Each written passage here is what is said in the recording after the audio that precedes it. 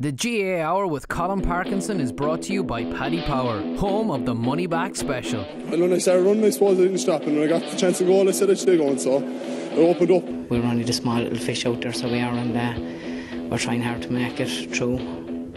But it's hard to get the breaks when you're the smaller fish. Because I love this county so much, you know, and it's just, I'm delighted that the lads did it for the people of Waterford today, because like I'm heartbroken. Alright, so we've no small ball this weekend, lads. It's all Gaelic football, so it's nice to see us get centre stage. Brendan Bugler is in studio with me and Derek McGrath is on the line, but sure, we've loads to talk about anyways, which is a good thing.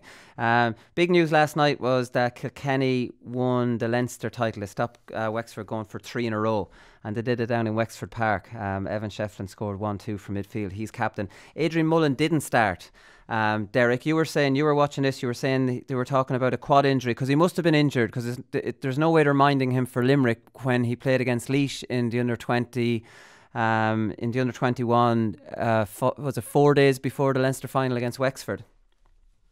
That's right, yeah. I just heard DJ interview beforehand. He said he had a grade A tear in his quad, so yeah, obviously with the semi-final, you know, Saturday week, it's hard to see a grade A tear in particular clearing up by them. But sure, look, yeah, they were able to get on. They're able to win without him in his absence, which is show you the strength that Kilkenny have coming down the road. Yeah, it absolutely does. Michael Carey, son of DJ Bugs, was playing centre half back. Like, what the hell is DJ Carey's son doing playing in the backs anyways? When I saw that, this is just wrong, DJ. What were you playing at? Yeah, exactly. Yeah, it's I suppose it's an unusual one when you hear Carey's name back there, but.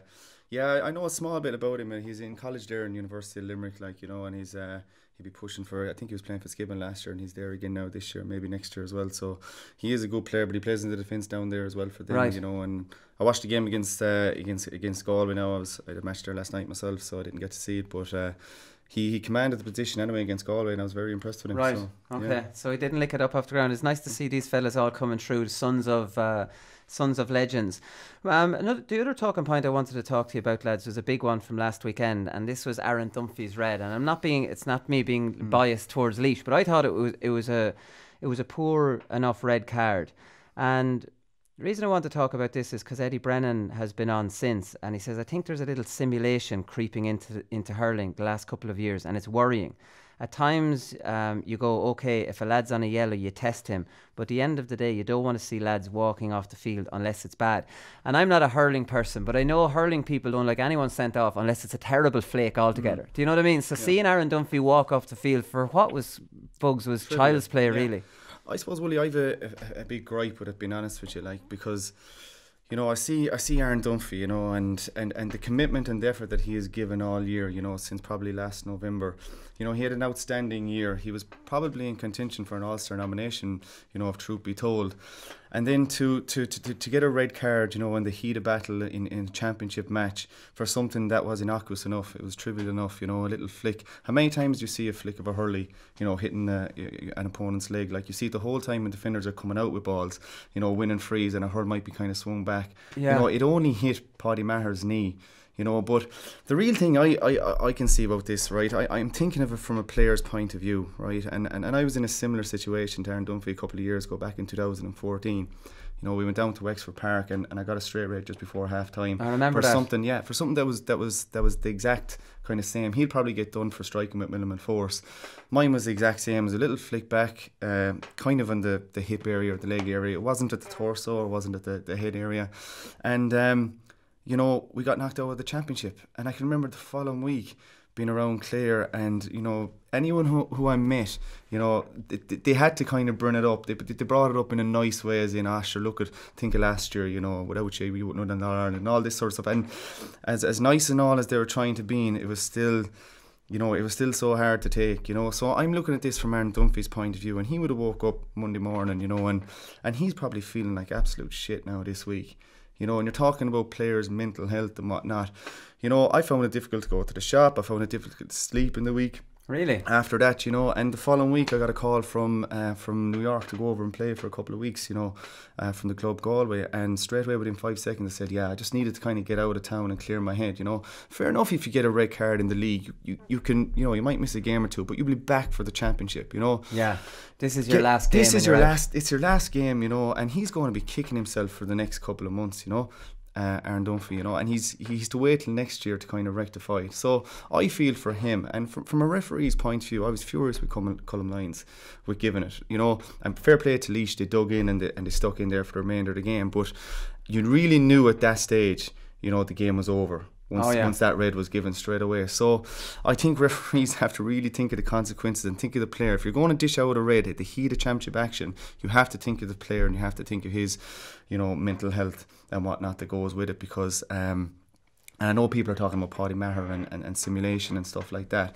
I'll just put it this way. Would Paddy Maher have been hurt there, or do you take enough of those flicks to say just that would be not, that might make me cry, but a hurler playing all his life wouldn't really feel much there, would they? I'd put it this way, Woody, right? If the role was reversed, right, and if it was Aaron Dunphy that give a flick back to Paddy Maher, right, and Paddy Maher give the flick back to Aaron Dunphy, right, and Paddy got sent off, I'm sure Paddy would have woke up the following morning feeling fairly angry with Aaron Dunphy with how he acted. So that's all I'll say on that. Yeah.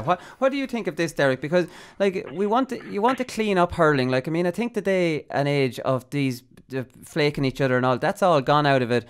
But at what point do you stop and allow that? I take Bugs made a good point that if you're coming out of defence and someone just flicks you with the hurl running past, that's a yellow card.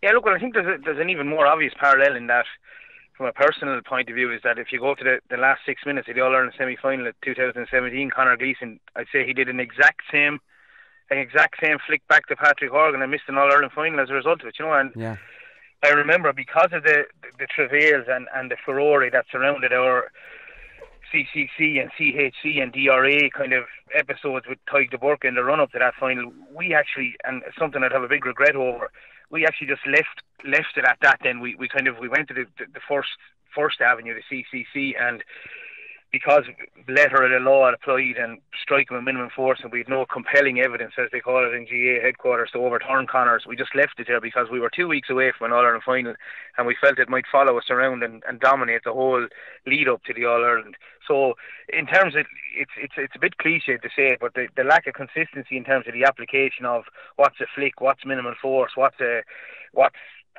ultimate difference between cuteness, I suppose, from a player's point of view, and the manipulation of a referee to be cynical enough to get somebody sent off. How do you kind of read that? That's a very difficult thing to read. I think it takes a very smart and clever referee. I would always consider this, the fact that Pádraig Maher is a brilliant player. The one thing I think Pádraig Maher is brilliant at is getting frees on the way out, in terms of wrapping himself up amongst a couple of players on the way out, and he's able to kind of wrap himself up to the point where I'd be considering that he might be barging, but other fellas might be considering that he's just been cute enough to kind of duck himself. Likewise, I can't be a hypocrite, Wooly, and we'd have smaller players playing with Waterford over the years, so we would have, I might as well be straight up encouraged to get under that hurley when they find themselves, or under the arm when they find themselves kind of held up and they're able to kind of manipulate a free for themselves. So for me, that's the real debate, the difference between a kind of bit of cuteness and what hat you wear in terms of your own team, and that cynicism that we might have seen maybe later in the game between Kilkenny and Cork. So it's very, very difficult, and it's very easy to say, read it from a player's point of view, and I agree with Brendan there. But there's also the scenario where the assessors of referees are saying, hang on, this is a strike, this is a definite strike, this is a strike back. The application of the rules has to be kind of equate to the actual rule. So we in the circles call us snobs, if you like. We just like to see the rule that's not part of the rule book, which is the common sense application. So we like him to read the situation as it is in front of him and say, hang on, this is going to ruin the game here. But that's not really applying the rules, but it's like something we'd like to see as managers and players, Yeah, no, exactly. You mentioned Conor Gleeson there just quickly. When you say you regret it, why do you regret it when it was fairly black and white that they were coming back to you saying, look, it was minimal force, you don't have evidence to say it wasn't? Did you think that, how would you have won it if you'd pushed it anymore? I think even, well, I suppose retrospectively what has made me regret it is the fact that I've seen other people have cases overturned on the back of on the back of maybe a more consistent argument, on the back of maybe looking for more, technical overturns, if you like, and you always have to remember that a judicial review is really what the DRA is, and it's kind of an independent body. And at the time, as I said, I'm repeating myself now, but that dominating the thought process in the run up to the game, I felt that a kind of a lack of ambiguity around it would have been better. But now that I see that people are able to overturn it, particularly from not just from the Dublin avenues, but you see a lot of people overturning it based on technicalities and that. And I'm just wondering, should we have delved deeper into the whole thing to, and I often think, if Conor was available to man-mark Joe Canning in terms of our overall game plan, would things have changed and would have freed other people? It's probably only the benefit of 2 or 3 years of saying, Jesus, you know what, I wonder, could I have done things differently? Could we have fought more for Conor?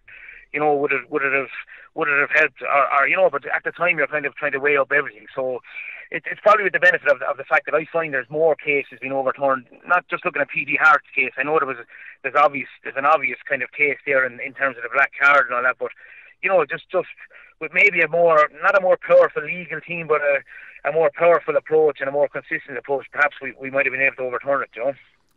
Yeah, Derek, I totally agree with what you're saying there, and I'll go back to my case in 2014. I didn't challenge it. I know we're out of the championship and we didn't challenge it. Where I got stung was the following spring. I picked up another one in the league, and as a result I missed 2 games and I missed the first round of the Munster Championship in 2015, and I always regretted going back and not challenging that first one, so I think you're dead right in what you're saying there, Derek. Like, any of those decisions which you feel you might be feel aggrieved from, I think it's worth challenging, definitely. Yeah, yours was kind of the standing beside each other and this old jab of the hurl that players do, isn't that it? Look, there was a little flick back, a small little flip back, and I felt the player in question went down a little bit easy, and being honest, I have found it hard to forgive him since, and that's just the way it is, but trust me, I'm no saint in the field, Wooly, or whatever, but when I think something warrants a raid, and I have got raids from time to time, there have been raids, but in that particular occasion I didn't think it was, no. I was looking at some research. We're doing a live show in Wexford next Thursday night, and I was looking at the 2001 All-Ireland semi-final replay between Wexford and Tipperary. You might remember Liam Dunn and Brian O'Mara. And remember this, Derek, this was back in the day when this was in every game. The 2 players would just stand beside each other and they just start jabbing each other with the hurl. And neither of them went down, But neither of them went down at all. Both of them got sent off, and I thought that was even harsher at the time. But it was actually funny. I was looking at it, and it was because Liam Dunn must be hold a different hand to Brian O'Mara. So Brian O'Mara was driving the butt of hurl into Liam Dunn, but Liam Dunn was hitting him with the big side. I was like, Liam Dunn's getting an awful roddy in this one. But trust me, the handle can be a lot worse than the boss. Oh, that's what I'm saying. I'm saying that Liam Dunn was getting the handle. Oh yeah, right. Okay, I'd rather take a little jab at the boss any day of the week. The boss can be hurtful too. But Derek, I know I'm not a hurling person, so I don't know, but I still think that kind of stuff being gone out of the game full time, which it kind of is now, isn't a bad thing. But we don't want it to go to the point of the Aaron Dunphy red. Would we agree on that? Yeah, and I think, look, there's no point in repeating the point you've made. I'd be completely in agreement with the point you've just made. Taking any element of physicality out of hurling would destroy it. So right, we're past the kind of, I won't say we're completely past the schmozzle days. Even looking as an outsider in, everyone is interested in every sport, but you look at the throw in this last weekend for the Kerry Mayo and the football, and you see the boys going at it, and it lends itself to a kind of a, Jesus, Kerry are up for today, or So I think there's an element of that has to kind of be part of any championship day where fellas are standing toe to toe and are right on the edge. And I think the day we take fellas away from the edge in terms of performance, we're in bother. So I think we've moved on from that, but we need to be careful. Balance. It doesn't tip to the balance whereby we can't even, there's nothing. I'll give you an example. If you look at the challenge this weekend between Richie Hogan and Bill Cooper, where there was an absolute full-blooded challenge where Richie Hogan went in, Bill Cooper went in. I felt 2 went in at 100 miles an hour. Richie bounced up off the ground afterwards, almost in kind of a show of, listen, I'm fine after this, I'm a tough little cookie, which he is anyway. And Bill Cooper came out the worst of it. In a few minutes later, he had to come off. But I felt it was, a kind of an indication of what's best about the game. 2 fellas going at it completely with nothing in mind, only winning the ball and putting their bodies on the line. So taking that out of it, the game would suffer greatly, I feel, you know. Yeah, it definitely would. Come here, one other thing here, Bugs. I'll ask you because you've been playing pretty recently, and this is, I saw Alan Cadigan doing this, and this is an old football trick where you break past the tackle, you grab the defender's arm and you go down and he falls on top of you and you win a free. Alan Cadigan's the first hurler I blatantly saw doing this. Locked, I'm not sure who was actually marking him at that. It could have been Pádraig Walsh. Locked his arm under his arm, fell with him and won his free. Does this happen in hurling? Is more cynicism going on? It is, like, and you see it in football the whole time, and I suppose the referees just have to be privy to it, like, you know, because it is kind of creeping into hurling, unfortunately, you know. And look at anytime, you know, Patrick Horgan has a free, it's going over the bar, so I'm sure the forwards are told, look, try and win as many frees you possibly can if you're not going to put the ball over the bar yourself. So it is something that's creeping into hurling, definitely, Wooly. But I haven't seen that much of it now, being honest with you. No, not that much. You know, I haven't seen that much of it now over the last couple of years, but yeah, definitely, yeah. Is that something, Derek, you would be encouraging your forwards to do, is to win free? Like, this has been going on so long in Gaelic football that referees have tried to double guess it. So referees copped onto it. And now referees have not given me frees by telling me I locked the arm when I absolutely didn't. You know what I mean? They're almost trying to be too clever with it now, Gaelic football referees. Yeah, 100%. I think the one free that referees are more inclined to give now is the free where there's the perceived barging, if you like, to the point where the back nearly knows that the forward is going to barge and kind of takes the steps back with him as he's coming with him. And they're inclined to give that. But yeah, listen, there's no point in, again, being hypocritical. You give your forward an instruction, you want them to score, you want them to tackle, you want them to win a free. And you might say, listen, you might even say to a sub going on with 10 minutes to go in a tight game, listen, you know, try and orchestrate a free, you know, if you want to, for want of a better word, manipulate the situation so that you win a free, and whatever's involved in terms of winning a free, you have to do that. In terms of I particularly, I've made the point already, I think smaller forwards in particular, you know, Jake Dillon for us was very good at just, you know, manipulating situations where he would win a free. Even if you look at the situation where the ball went over to the sideline to Cadigan at one stage, he knew Pádraig Welch was coming thundering into him. He got a little dunt in the back and down he went straight away. Yeah. You know, from where I was watching it, it looked like Pádraig Welch had just thrown him to the side. When you look at it closely, he just gave him a small little push in the back. But players are inclined to go down knowing that the push is coming, you know, because even some players are inclined to, as they go to the ball, they suddenly stop over the ball, pretend to roll lift it, knowing that the momentum of the back behind him is going to go right into his back, and therefore he's down over the ball and it's a handy free in. So unfortunately, fortunately, I'm going to say, when you're over a team, I suppose, and players are cute enough to manipulate and manoeuvre themselves into situations that it's good for you, it's a good thing. But looking on it now as a more objectively, you're kind of saying it's not really the done. It shouldn't really be the done thing, you know. No, definitely not. Because that makes sense. Because everyone's jab lifting it now, whereas in Gaelic football, because you have to go down, put your toe under it. The message you get since you're under 8, under 10 is go down on it, and you'll get your free. Because the momentum of the fella behind you is going to push you over. So if you just go down on it, don't be trying flicks or trying to get it up into your hands. Go down on it and you'll win your free. And that's kind of what Cadigan did there. Exactly, yeah, especially from the inside forward line, yeah. Yeah, okay, John Myler's future, lads, is the next one. Is, like, I mean, where are you on this, right? So he had a 2-year term, so I think he's going to have to go look for another one. Some people think Cork need a new voice. Like, on the face of it, they've gone backwards from last year. I don't think anyone would argue with that. Like, I mean, they should have beaten Limerick last year. This year they go out, you know, pretty bad fashion. Lehan's form isn't good. Yeah. You know, they brought back Ian Ellis, who was watching the game on the terrace against Tip, and now suddenly he's their centre back. What was his plan for centre back? Brought back in Tom Kenny mid-season. The Rock says he's no real coaching experience. Is a weird one, bringing in a coach mid-season. I'll start with you, Derek, on that one. What do you think of Myler's future, and what do you think of those couple of points?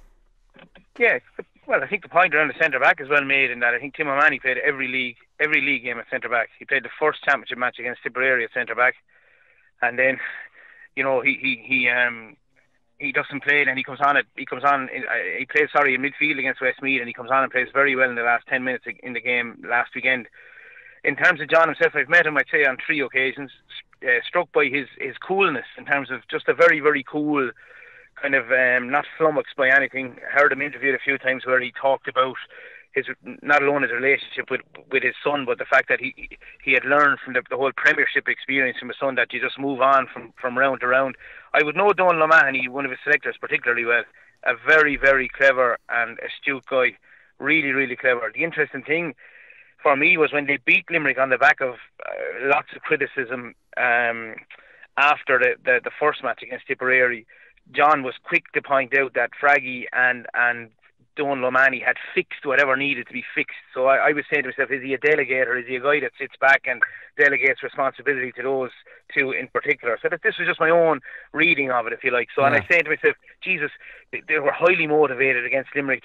Where did it come from? Did it come from the players? Did it come from John himself? Or did it come from a more defensive structure?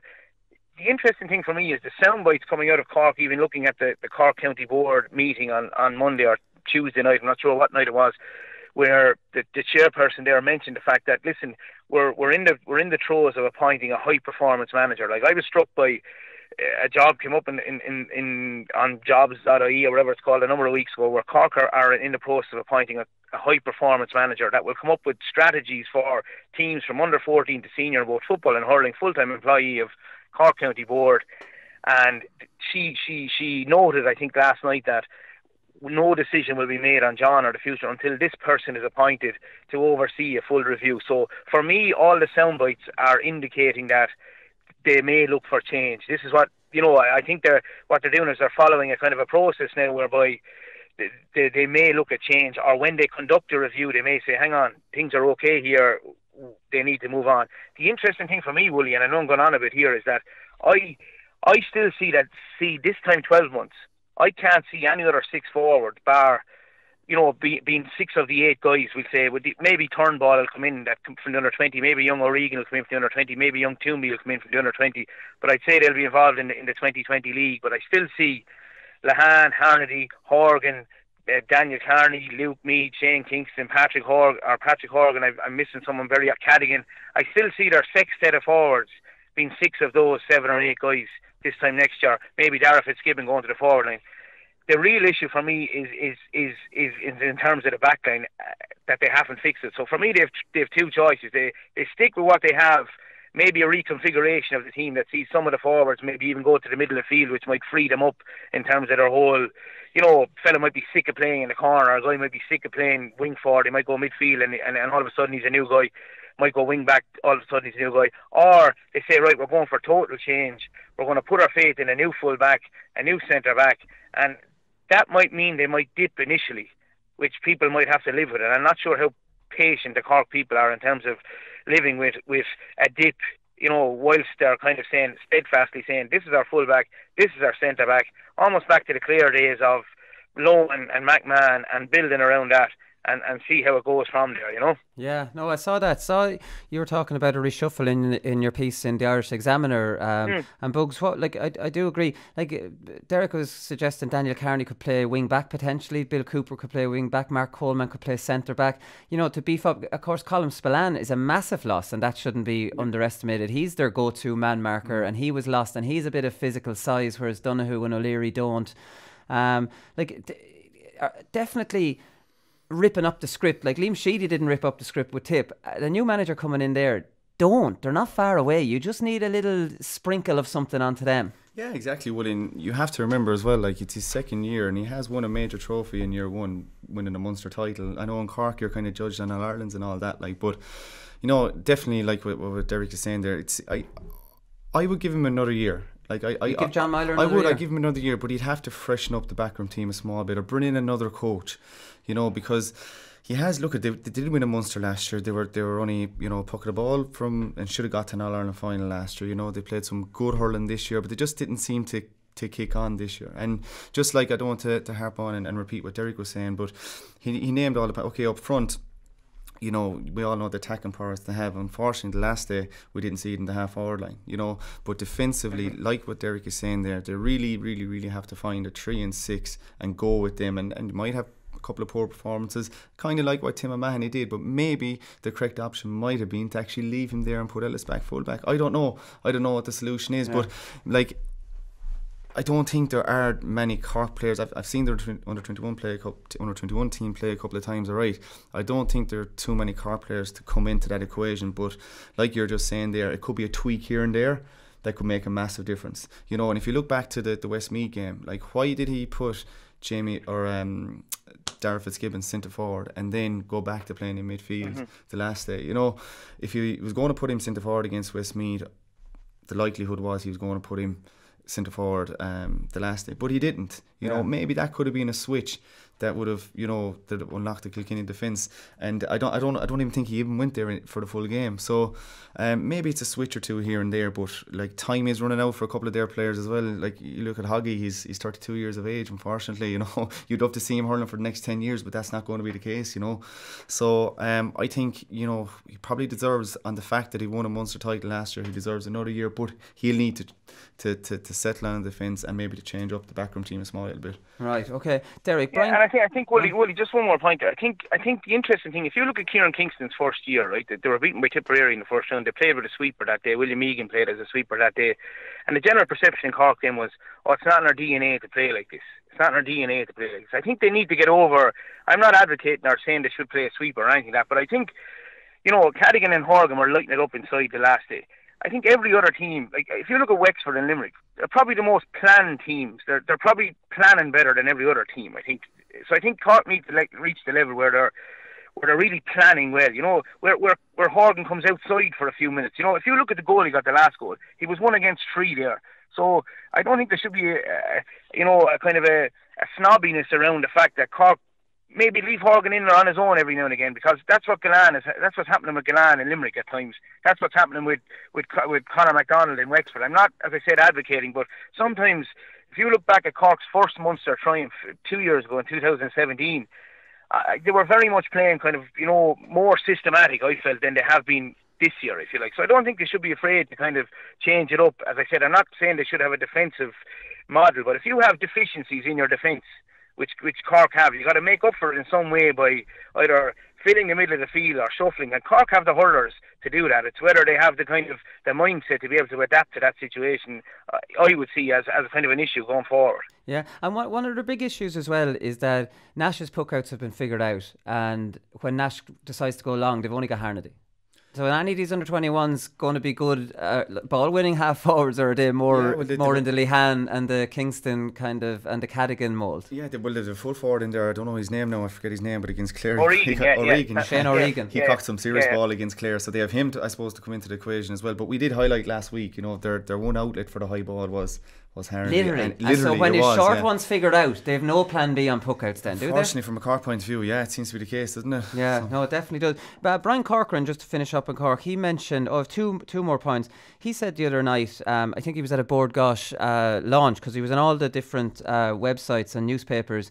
He said that Cork lacked the necessary belief to win All-Irelands because of their lack of underage success. And I thought that was a load of nonsense, Derek, because, like, I mean, that's okay for a team like Waterford, a county like Waterford, that needed an under-21 All-Ireland to give them that confidence. Cork, with their history, don't need underage success. They have that history, that tradition, that heritage, that cockiness that comes with it. I would strongly disagree with Brian Corcoran that they don't need underage success. That I think that's an excuse. I think Cork, the Cork senior team, have enough history that they don't need that.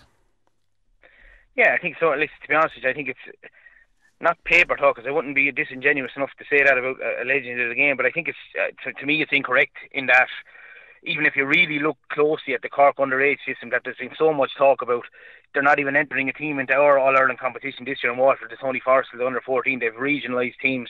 They've won everything from 14 to 20. Of course, what you'll have is the populist opinion all winter saying, we're doing great at underage, but yet none of them can make the breakthrough, which is my point originally. Which of those Cork forwards, you know, if there's one or two of those Cork under 20 forwards are going to dislodge the sextet of forwards that are likely to be there next year, I'm not so sure. So I don't think so. Even if you go between the Tipperary and the Limerick game, that was a perfect concoction of Corkness, old-fashioned Corkness and skill that resulted in that performance against the All-Ireland champions. So that's still evident, that's still there. And if you clinically analyse even the first half of the game last weekend, Wooly, Cork dominated long periods of that first half. They had two brilliant goal-scoring chances. Shamie Harnedy gives it to Hogan instead of Daniel Carney on his right hand side, and Alan Cadigan takes another 4 yards before he shoots and Owen Murphy, and Cork are 8 points up at half time. Now we know Kilkenny, they could come back, and we're talking about a situation where it's Cork and Limerick in the semi-final. So I think it's not as doom-laden as perhaps people think. The big question is, and I think the 2020 structure of the league will allow this, is the integration of some of the younger players. First, if you rewind 12 months, the general perception was Cork's panel is not strong enough. What are we going to do about it? So they end up not playing Aidan Walsh at the start of the last day, not playing Shane Kingston, not playing Robbie O'Flynn, and they say to themselves, they'll be ready to go with 15 minutes to go. Now that backfired Sunday, but it was still a plan. It was still a plan that detail was put into, and we could be talking about the influence of those subs as opposed to not this week. Just because it didn't work on a given day doesn't mean it wasn't a particular right thing to do. So, no, I think the underage pedigree is very good in Cork. Take the Waterford scenario, my second year, Wooly, 2015, we brought the Shane Bennett, the Stephen Bennett, the Patrick Hearns, the Tyke de Burkes and all them into the panel because we had no other choice. We felt the quality of the guys that were there would be upped and would be bettered by the guys that were coming in. That's the decision that John Moyler has to make. If I bring Tommy O'Connell in from Middleton into the middle of the field next year, if I bring young Toomey in at wing forward, if I bring O'Regan in and Turnbull, will they be dislodging or will they be quality? And how can I get the balance right? So the underage fellas are there in Cork. It's whether they're in a situation where they can serve more of an apprenticeship than in most other counties. Yeah, no, they definitely are. Well, I think it'd be crazy not to integrate them during the league next year. Whether they can dislodge them for the championship is another one. Last one to you, Bugs, on this is I know you think that Moyler should stay on another year, but let's speculate that he won't. What about Donal Óg Cusack? Now, he won't get it because the Cork County Board won't give it to him, more than likely. But, like, I mean, you've played under Donal Óg. Like, I mean, could he will absolutely harness that Cork confidence. Like, I mean, a great story you hear about Donal Óg, and he's walking around in the parade. I think it could have been against Kilkenny or someone in an All-Ireland final, and all you can hear out Donal Óg, we are Cork, and he's repeating this to himself in the parade. Like, this lad is pure Cork and was a pure winner. And is a good tactician. We know that. I don't think he's good in the Sunday game now as he was a couple of years ago for whatever reasons, but he looks at the game tactically. Would he not be a perfect fit for Cork? First things first, Woody, like if you're a manager of a county team, you really have to get on with the county board. You know? Right. He doesn't get on with the Cork County Board, so I think that discussion it's a pointless discussion, being honest with you. Right. But look, he has qualities, I suppose, that would suit a managerial role with Cork, and he has that Corkness as well that we keep talking about too. So I don't think it's a job that he would take at the moment under the circumstances, but definitely down the line I think it's something that he would consider. All right. But he could bring a lot to the table. All right, what did he bring to the table to you then? Like, I mean, he was doing a lot of the coaching, or what was his input? Like, what would his strengths be then? Say, for example, in a managerial role. Yeah, well, when with Clare, obviously he wasn't a manager; he was a coach. So he was a coach in the field, And in his first year, Paul Kinnock was there as well. So the two of them were working along with Angus O'Brien as well, who's now gone in with Limerick also. So his job as a coach. So from a managerial point of view, it's a totally different job. Willie, he was liaising with Paul Kinnock in the drills they were doing. So what they were doing was probably very, very similar.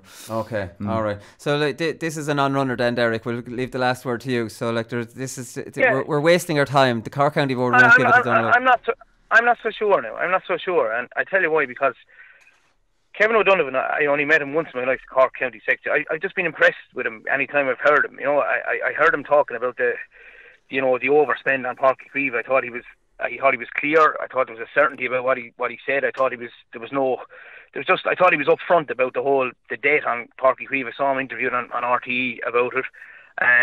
The whole scenario around the appointment of a high performance manager, I think he's just a bit different. I think that he may be a guy that will that thinks and looks outside the box in terms of his thinking. And I think there's a feeling in Cork that there might need to be a kind of emerging of the old, if you like, in terms of the old principal guys who may be of the ilk where they were kind of anti the Sean Ógs, the Donal Ógs, that kind of the guys who were involved in the strike, if you like, and the younger people who say, hang on now, we need not a revisionist, but we need a guy who's completely, in touch with what's needed in the modern game, because not even the modern game, but modern people, in terms of being able to kind of see things from players' point of view. And I just have a feeling there might be something in that in terms of his suitability to it. I couldn't think of anybody more suitable to it, having only known him briefly, I suppose, in the last number of years. In terms of just the thought that he puts into it,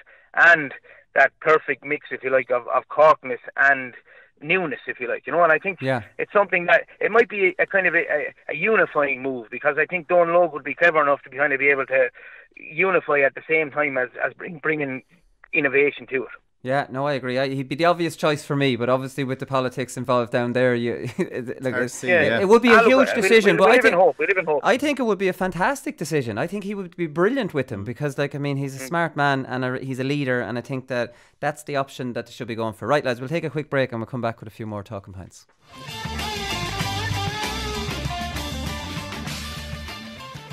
So I talked about this quote here on Monday's show, but I want to ask the two of you as well. So it's Liam Sheedy doing what managers do after they beat Meath. So he says, Wexford certainly won't be quaking in their boots with what they've seen out here today.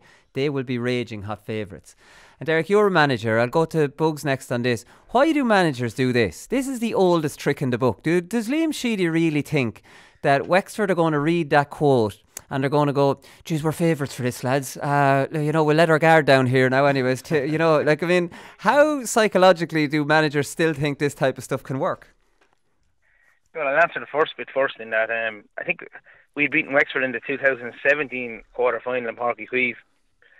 And I think I said, well, I don't think Cork or Galway will be shaking with any type of trepidation, so I can't claim complete, in any way that I haven't done it before.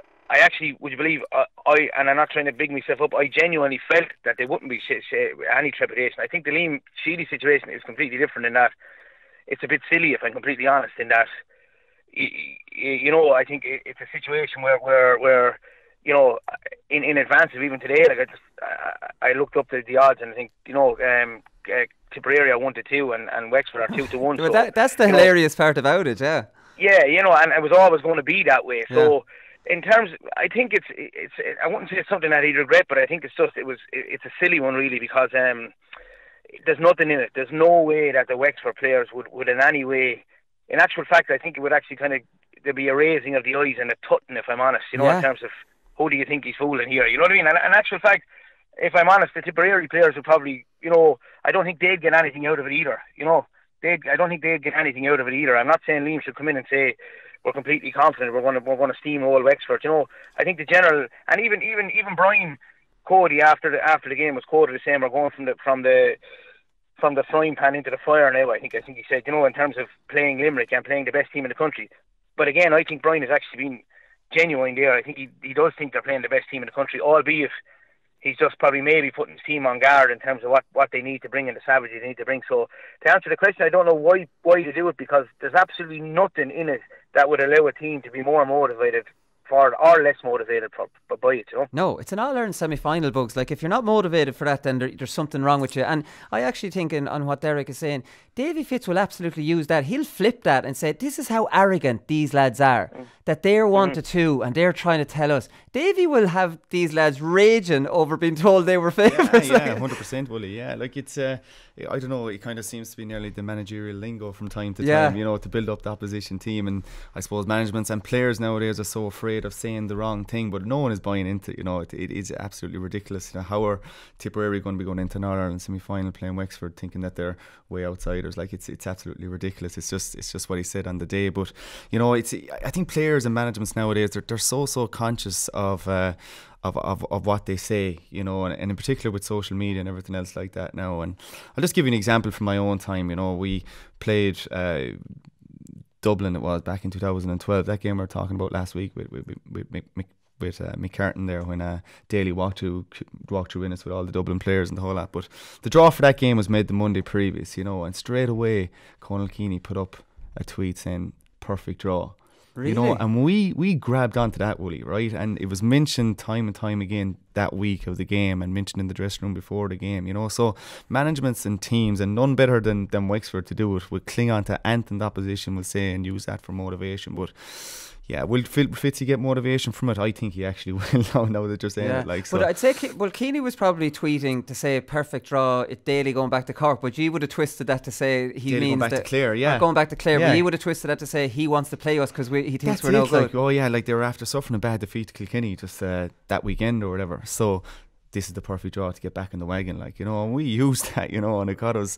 And I think teams need that, you know, but players, managements, they just have to be so careful what they're saying. But there's no doubt about it, like Liam Sheedy wasn't going to be coming out and he wasn't going to say, Asher, we've Wexford the next day. And, you know, you will build up that position, and none more than, look, Derek has done it down through the years himself, as he said. So it's just the way it is. The thing that makes this so outrageous is that they're raging hot favourites, and he's trying to almost insult people's intelligence by saying the others are raging hot favourites. But it's gas with the extra little bits players need, Derek, because my theory on this is that players in a championship match shouldn't need any extra motivation. Now, maybe Kilkenny, having won 4 in a row, coming back the next year, they might make up something to kind of, you know, give them motivated. But in general, there's not that many championship games, and if you can't be up for them, I think, you know, but then again, every player on the panel is different, so, you know. Do you think the Kilkenny panel and management weren't motivated with what was said in the media last week? Nearly everyone was going for Cork. Yeah. And this is against Kilkenny, saying they've only TJ Reid up front and Hull. Of course they were motivated. Yeah. I think what was very obvious on that, I just, Brian was as animated as I've seen him since that, you know, the night they played Galway in Thurles. I can't remember the night, what year it was where they played Galway in Thurles. I've never seen Brian as animated as he was last Sunday. Like, he was out on the pitch. He was 5 and 10 yards out on the pitch during the game. You know, it was just a sense that he was, you know, that old-fashioned motivation that comes from a week where he's listening to people that Cork have the second set of forwards that are going to overrun them, blah, blah, blah, Kilkenny are. And it's almost like that ordinariness. And you're talking about examples of, I remember Sean Stack in the run-up to the National League final in 2016 had an article in the Examiner where he said something about Waterford, or something about ordinariness, and they have a couple of geese, but the geese will kind of, you know, once one goes wrong, the whole thing. And we actually turned it to say to ourselves, Jesus, the greatest compliment you could make about somebody is your ordinariness, your humility, so we actually just kind of use it as a, you know, even though he meant it as probably as a slight on the team, we just drove it. You know, we were always just kind of based on the collective, and logic could be outweighed by just the collective force, if you like. And we prided ourselves on that. So we kind of we actually kind of use it as a kind of a compliment in terms of what he was saying about ourselves. And I think that's the Cody thing. I think that those ordinary guys, and I mean this with the greatest respect, Joey Holden, the Paddy Deegans, the Pádraig Welch, great hurlers, but they seem to have this kind of manly kind of orderliness about him that they refuse to kind of yield, if you like. And I think there's something in that, like, if you like, and I'd say Cody harps on that a good bit. Yeah, he was fairly animated against G down in Thurles a couple of times as well, Derek. He was. It's like one of those situations when you're in the schoolyard years ago and a fella's trying to hold you back and you're hoping that he will hold you back. A Martin Morrissey moment. If he leaves you go, he's just going to do one of those things like Tom and Jerry, where he just stomps on the top of your head and you fall into the ground and clap. You had Big Dan behind you. You were safe enough. Yeah, he should have been in front of me. That's another point of conjecture. But anyway. but as gas, the one, Derek, I'll throw this to you. The one example I always think of players needing that extra little bit of motivation, and it was John Mullane. And we don't know if this was someone winding John up. It was with the Davy thing, and John obviously played very well that day and celebrated in front of Davy. And he had been told during the week that Davy had said that either John was finished or the Waterford team was finished. Now Davy denies having said that. I don't know, do you have any inside information whether this was just...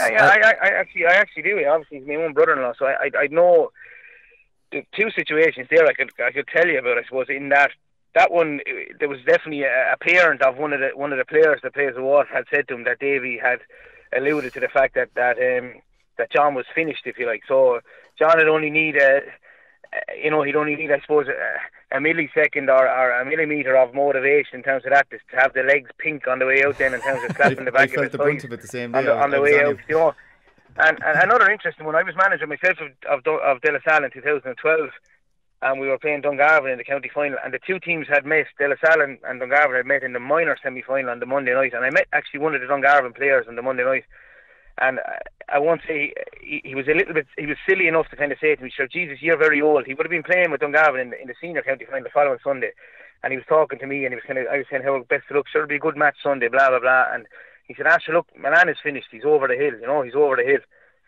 So on the day of the match, and we're on our way to the match, and I had said to John, I named the player, and I said, he said, you're over the hill and you're finished, and we kind of said it in the dressing room and all that kind of stuff, So John, he again, it's a recognition of one of the types of players that needs to be on the edge to get the absolute maximum out of him, So it's just a little kind of a little spark. You just throw a little spark on the fire, if you like, and then he takes off after that, and then you just hope that he doesn't go over the top then at the same time. You know what I mean? So, and sometimes teams operate in that. It's the sustainability of that kind of stuff at the top level, Wooly, I'd question. The whole time coming with a different thing every day. Did you hear what they said about us? Did you hear what was written in the paper?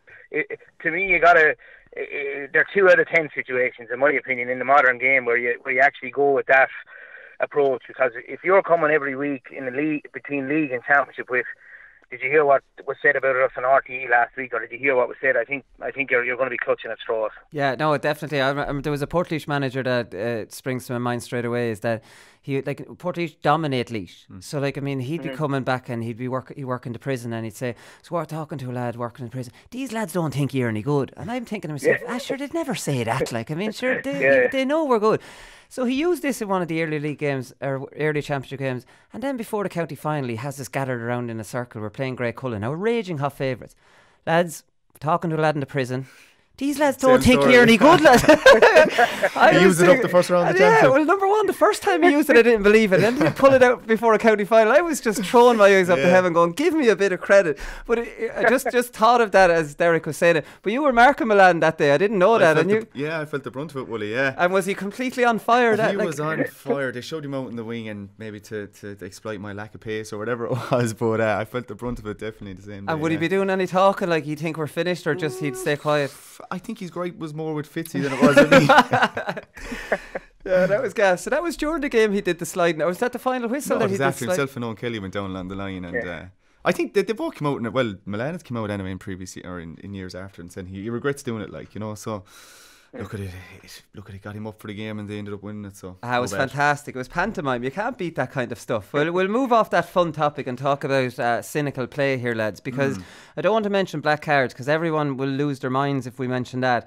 But the referee's chief, Willie Barrett, was talking in the Examiner, and he said he was in favour of cynical play being punished with a 20-metre free. So I was wondering about this, Bugs, in that most of this cynical play happens in the attacking half of the field, and you're giving away a free by doing that anyway. So I'm wondering, is the 20-metre free with 3 on the line, is that scoreable enough to be a punishment enough to say, when the Kilkenny lads were fouling the Cork lads at the end, or the Galway lads on the Kilkenny lads in the other game, they were the 2 big examples. They were happy to give the free away. Do you know what I mean? Yeah. Would a penalty be too severe, or is a 20-metre free with 2 on the line or 3 on the line? Is that very well scoreable or no? I think definitely. Is that what he came out with and said that 3 on the line? 3 on the line. Yeah, I was actually no word of a lie now. I was on the way up and I was thinking about that situation and what would you do, and that's what I was thinking. Okay, if he's obviously if the attacker's inside the box and he's pulled down, it's a penalty, right? But if he's just outside it or in the kind of the D area or whatever you want to call it, if he's pulled down, I think definitely that would be a good solution. Right. 3 on the line, and with a player like Patrick Hogan, he's probably going to score it anyway. So it's going back to the old school penalty. It would be enough of a deterrent. I think it would penalty, be enough right? of a deterrent. The thing would be is where is the D actually? And that's the issue that refs would have to probably get over. But definitely at the moment, you could see it when a team builds up a lead, and it's usually near the end of the game. You see it all over the place. But going back to your very first point, I know you didn't want to mention it there, Wooly, about bringing in the black cards. There's no need for the black cards in hurling whatsoever. Cynical fouling in hurling is not as, I suppose, it's not like cynical fouling in football. It is in football a lot more, and the reason it's not in hurling is because hurling is just a faster game, right? But definitely the punishment for taking down a guy like that, to give a 1-on-1 penalty, I think that'd be too harsh, because who's to say if he's outside in the D that he's going to go through and score a goal anyway? You know what I mean? It takes a good man to get in and score a goal from that situation. But definitely a 21-yard free or the old school penalty, you know, with 3 on the line, I think that would be enough for punishment. Yeah, no, okay. Something worth looking at, definitely. It is the old penalty, actually. Yeah, you're right. Yeah. I was wondering, is it enough? And that would be enough of a deterrent then, Derek, wouldn't it? It would. The problem is, and I hate to play devil's advocate, it's distinguishing between what you consider to be cynicism and what about the guy or the guys who group tackle, who you know, they're 4 points up and they're hunting in packs, and they you know, they take a fella down outside the D. And the language I've used is wrong, but they go with all sincerity and genuineness to take a fella down. Yeah. You know, not to take a fella down, to tackle a guy, and they feel that they're trying to get him blown for over-carrying. It's going to be very hard to distinguish between... I thought of that too, Derek, and I thought of that too, and I was just thinking, if it was one-on-one though, would that not be easier to distinguish? If it was a one-on-one tackle? 100%. Yeah. I so agree group with tackling that, wouldn't come into it. And I think, again, you have to allow, like allowing a goalkeeper the freedom to kind of see it as it is in front of him in terms of puck-out situations. The referee to be able to decide, hang on, this is completely cynical what's after happening here. Like, you know, some of the tackles at the end of the Kilkenny Cork game were just based on, listen, we're 5-6 points up here, let's give away this free outside the D, if you like. Even if you can see the goal, it's after delaying the time, we're into injury time, we can get rid of it.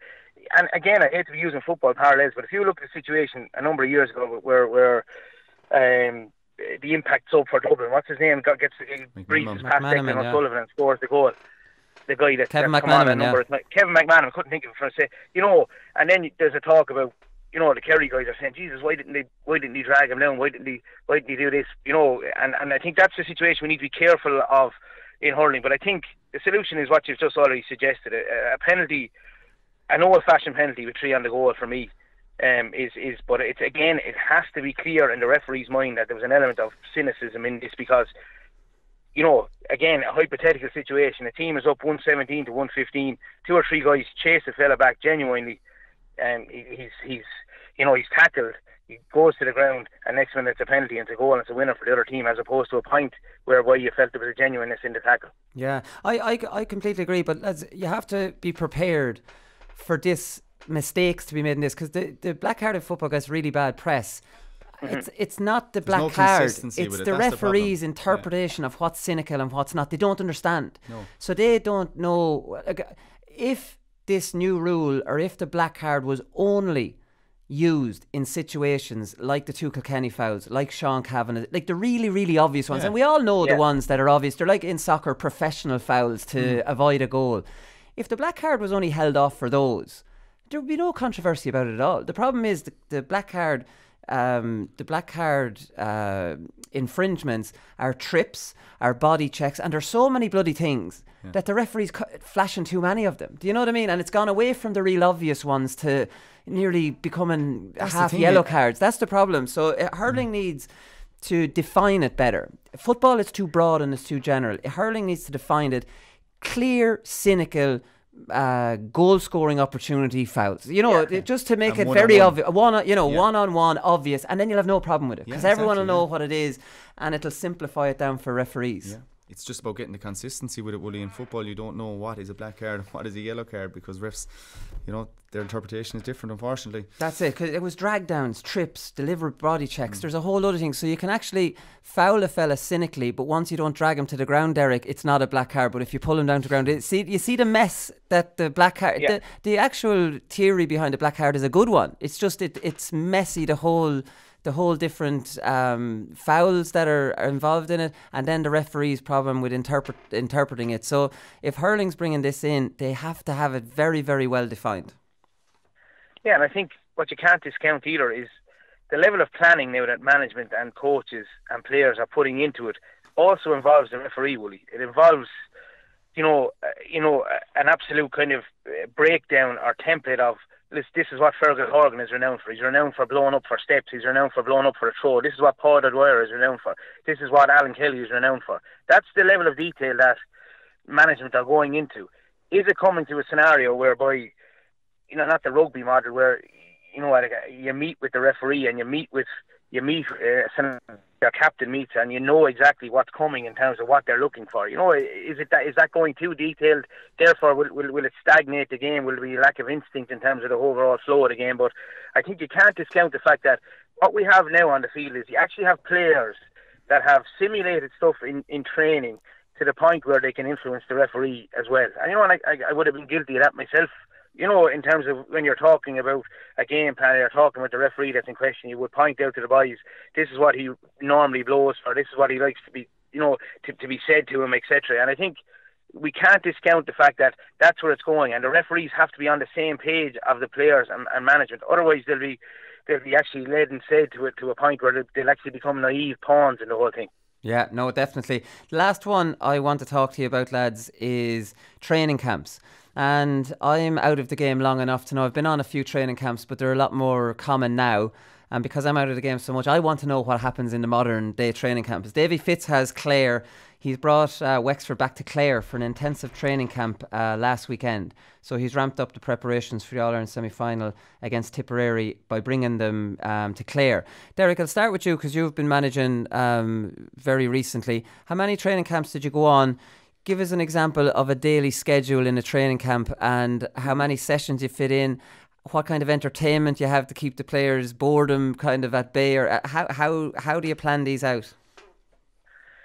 Yeah, well, you learn along the way. In my first year, we were relegated, and we went to Portugal for 5 days, and it was about 8 weeks before the championship, and it was a fine trip. It was the best of trips in terms of we had 2 or 3 sessions a day. I'll go into the specifics of the session later on in the thing, but by the end of the week, the guys who were injured, we were saying we'd have a night out on Saturday night in Villamore, and a couple of the guys had come to me on the Thursday night or Friday night and said, you know, I think Albufeira now would be better than Villamora, you know, and it kind of twigged with me that they'd be bloody in there already. They'd been in Albufeira during the training camp, and they kind of saying, I heard Albufeira is great, you know, and I said, hang on now.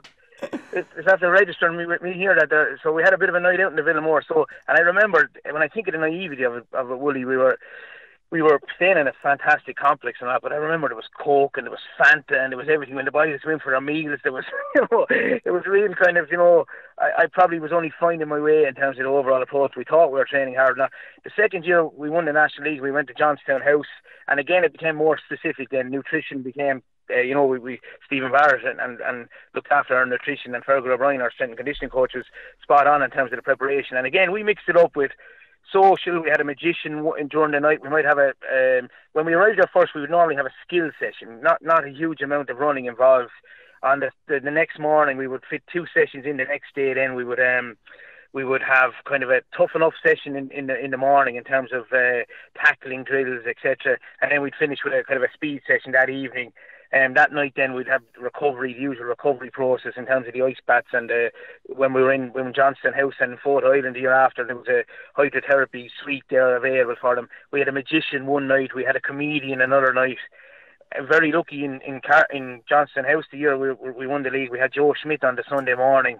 You know, so he finished off the whole week for us after 4 days. So generally the day would involve, we would finish with a game on the Saturday morning, kind of a 15-a-side game on a Saturday morning for 40 minutes. So our camps went from 5 days in Portugal the first year, we went for 4 days in Johnstown House the second year, and then we actually went for 6 days in Fort Island 2017 and 2018.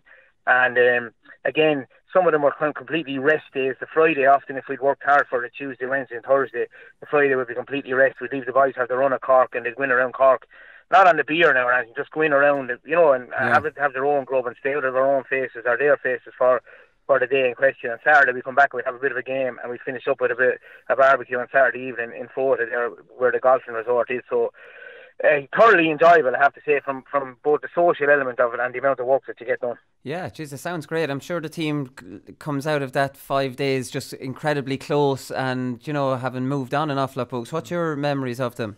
Yeah, I was on one in Portugal. Again, we went in 2014. That was the only one I was actually abroad. And just like what Derek said there, you were training 3 times a day, and I suppose you got you got probably maybe 3 weeks' work, you know, brought into 4 or 5 days. I can't remember how many days we were over there. I think it was about 5 days. Is that a shock to the system, training 3 times a day? Yeah, well, it was tough enough. Now, there was probably only one real intense session out of those 3 per day, you know, but you know, the other two would be based on, you know, tactical awareness or whatever. And usually it was preparing for the opposition you'd be playing in the first round of the championship. You know, you wouldn't be looking at any further really, like, you know. So yeah, a lot of work was done, but the big thing from it was just the crack you'd have with the boys, like, you know, and getting to know the lads. Sometimes it can be hard to get to know lads throughout the year if you don't go away on these sort of a trips. So that was the big thing I got from it. Like, I became a lot closer, I suppose, with my teammates, and that was really important. But so you could find yourself hanging out in someone's room that, you know, you hadn't of course, done, yeah, you just have so much much getting time up to mischief the whole time, and lads playing pranks on each other, and that's all part of it. But, you know, I suppose that the time away was something that I probably had an issue with as well. I thought maybe it was too long away from, you know, family, work and whatnot as well. So we also went to Johnstown House, I can remember one year, and that was in 2013. Fitzy brought us before All Ireland, and I absolutely loved that. We were just there on I think we took Friday off work, so it was Friday and Saturday, and you were just asking the question there, how do you spend your downtime? Fitzy had a games room up there, so he had a pool table, he had a PlayStation, he had whatever, like, so lads were just going up there chilling out. There was no on the beer, obviously we were playing the All Ireland final. So that was there, or he got that in? It was there, but he brought up all the stuff. Yeah. All right. So he brought up, you know, it's just something to lads had a bit of crack, you know. There was table tennis and whatnot, like, and it was thoroughly enjoyable, and those couple of days in lead up to the All Ireland I absolutely loved. Yeah. That's almost important, Derek, I presume, as the tactical work that you get through there. You get through a whole load of work, I'm sure, during the summer with the good weather and training twice a day, but that bond, and it's not through drink or anything, it's just enjoying each other's company and being around each other a lot. Yeah, and I think what you can't overestimate there is the importance of the backroom team guys in terms of what they bring to it. You know, in terms of, I'm talking about your Mayor Commons, your Mayor Ishkis, guys that are, they feel completely included in the whole thing, and they're guys that are hugely important to the overall setup, and they're guys that will do anything for you, not just used as runners, but they, you know, and you'd be surprised the amount of, not the ideas that you would get from it, you know, it's just the way it's grown, Wooly. It's not the danger. Like, I remember in 15, because of the fact that we'd won the league, I felt then I would have been able to say to the board, or how many fellas want single rooms. So I actually went to the point where, you know, 16 or 17 of them requested single rooms, you know, and they were able to get a full night's sleep. I remember buying earplugs just in case there was a wedding in Johnstown House before the All-Ireland final. We stayed there the Saturday night before the All-Ireland final. Just you know, having everything kind of covered. But the social element of it is brilliant in that the group that we had involved with Waterford, I would have felt the general perception down here would have been, leave them sleep in their own beds, leave them travel up the Sunday morning. The 08 final, they got hammered because they went up the night before and they weren't able to concentrate, they weren't able to sleep. The group we had, I would have felt they were better when they were together on the Saturday. They liked the crack, they liked being together, they liked mixing in, and they were able to just focus in at the last minute. But the social element, from old-fashioned card games to, as Brendan said, the PlayStation, you know, table tennis, pool, hugely important. And plus a bit of looseness around the camp that, you know, that doesn't allow them to drink, but allows them to kind of go in for a coffee into Dublin, you know, get the bus into Dublin. They go for when we were in Johnstown, or over to Liffey Valley they went, some of them, or, you know, into Cork City. Just leave them go for a while, and you know, the freshness when they come back is very, very evident then. Yeah, no, and we'll come here just on that similar topic. Would you have mobile phone bans on weekends like that, or would you have mobile phone bans in the dressing room? No, I never did. I never did. Now, I see... I know all the history of it in terms of McGuinness took the mobile phones off guys on the way to a bus, and I know over the last number of weeks I can't remember the article I read about, you know, something came up on a mobile phone or whatever. No, not really. I'd expect like anything, you watch a motivational video on the way to the games, but other guys are on Spotify, they're tuned into something, or some fellas react off the emotion of a text message from a loved one as well, Woody. I think. Yeah. So where some people end up nearly crying when they get a text message from their parents or and they're not able to perform. Other guys, I think you have to allow the guy to tune into what kind of floats his boat, if you like, you know, or what works for him. So I wouldn't be as stringent as that. Albeit, you know, I'd hope that a guy would have the cleverness not to have, you know, something negative said about him, unless he was using it as a kind of a motivating force. But no, in this day and age, I think if you go in there with that rigid, coercive approach around the mobile phones, I'm not so sure would it work. But that's not to say that every now and again you can't, you know, kind of say to yourself, right lads, we're completely tuned into whatever needs to be done now. It's not a party either, you know. Yeah, I'm just thinking from a bonding point of view, Bugs, because I travelled around South America back in 2004 on my own, and was in and around hostels, There was no mobile. I had no mobile phone. There was no mobile phones. You had no choice but to talk to people. That's what you had to do, or else you were just on your own. And the odd time I was happy on my own. The other time I would have to just go sit in beside people, even though I didn't like doing it, or someone would come over sit beside me. Put up with you for an hour or two. But it's funny. Last year I went back with my missus, and there was Wi-Fi in all the buses. There was Wi-Fi in all the hostels, and you find yourself in a hostel,